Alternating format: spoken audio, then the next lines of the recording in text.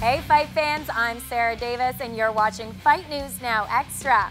Coming up on the show, a veteran announces his retirement, Chad Mendes pleads guilty, and Dana White finds another way to make more money. And of course, we'll have our MMA panel to discuss it all, so here are your newsmakers.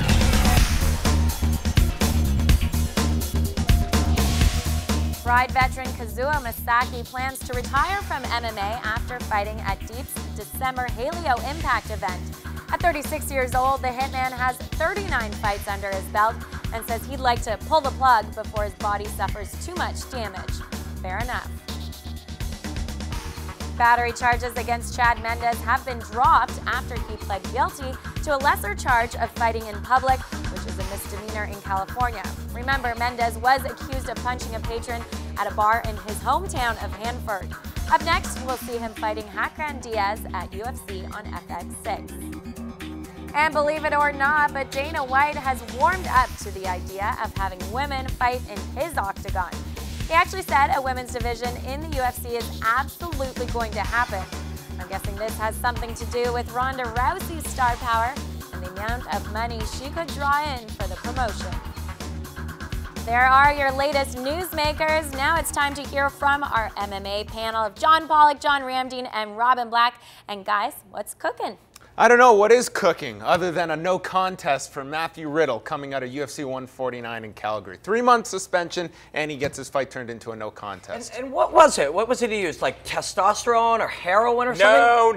No. He was caught smoking a doobie, so that's why this is now a no contest. Which is banned. It is a banned substance. You know what? Lots of stuff is banned, and I promise you, lots of people, lots of fighters are using banned substances. It just, it just comes down to trying to figure this out. Okay.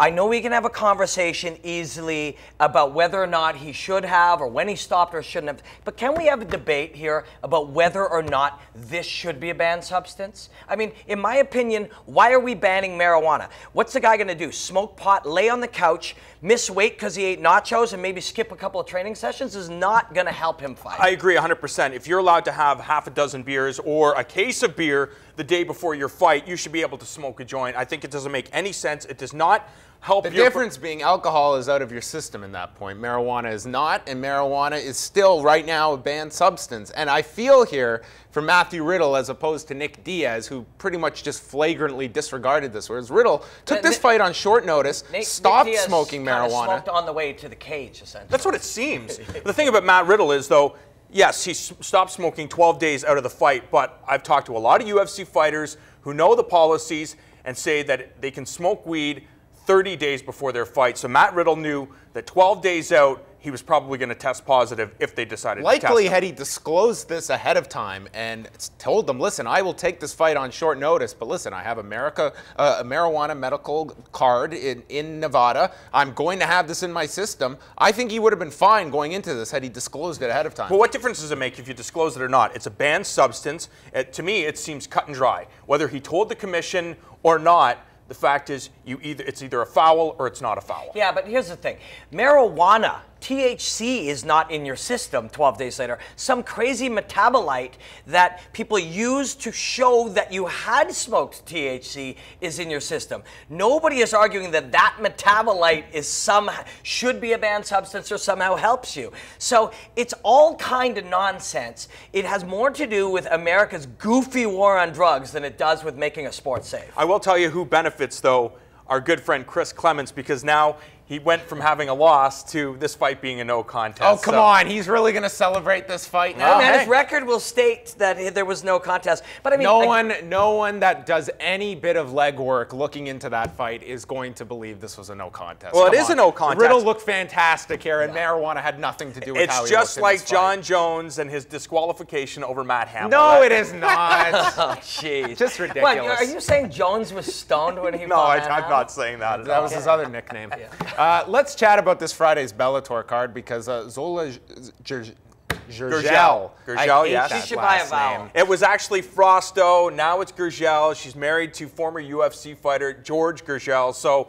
And she is now the Bellator 115-pound champion. But we won't see her on Friday night. Even though last week when I watched Bellator, She was advertised as fighting this coming Friday. I'm tuning in, expecting to see her. We could see her. Like, there 60, 80, 100 of us will probably be watching on Why the are we internet. not? Why are we not? The problem is These 8 unknowns are so important on this. We can't fit in one of our champions. I don't care if it's a non-title fight. Yeah, I get that. I mean, Bjorn Rebney has been criticized, and he came out and said the reason that they did not have Zoila Gurgel on the card is because defending her title is that she's just been inconsistent. She's been plagued with injury, and unfortunately, they couldn't count on her to deliver. What does that have to do with anything of why you'd put her on television or not? Is that an argument that George St. Pierre should be in a dark fight?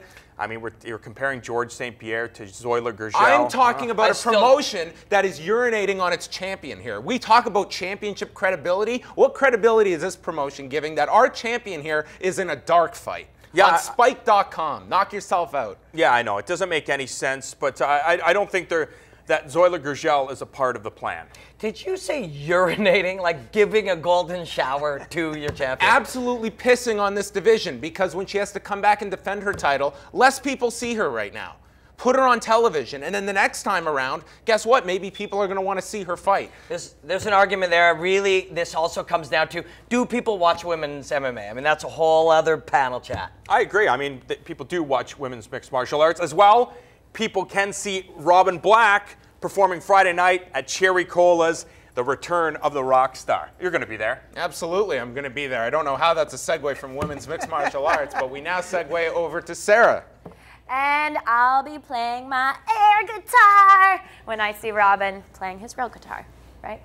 Right. Maybe. Okay, so don't forget, you can stay up to date on all sorts of combat news 24/7 by visiting our website at fightnetwork.com. Now, coming up next, we have a preview of that card those guys were just talking about, Bellator 78, so stay tuned.